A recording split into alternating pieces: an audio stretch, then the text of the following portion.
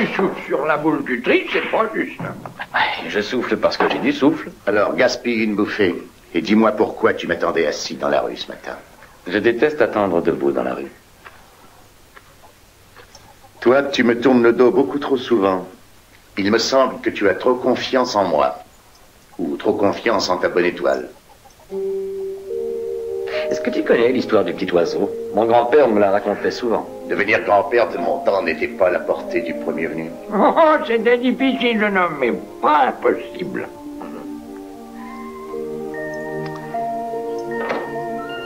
Il était une fois un petit oisillon qui ne savait pas encore voler.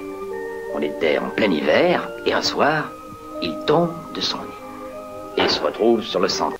Hiver, et un soir, il tombe de son nid. Et se retrouve sur le sentier.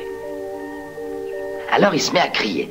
Piou, piou, piou. Il se fend le gosier parce qu'il meurt de froid. Et puis, Pour son bonheur, voilà qu'arrive une vache. Elle le voit, elle veut le réchauffer. Alors, elle soulève la queue et plaf, elle pose une belle galette fumante grosse comme ça. Le petit oiseau, bien peinard et bien au chaud, sort sa petite tête et remet ça. Pipillou, pipillou, pipillou, pipillou, plus fort qu'avant.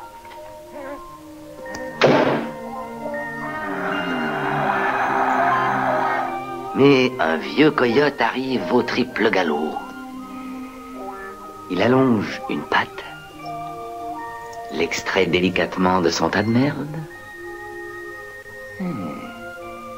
essuie la crotte qu'il recouvre, et ensuite,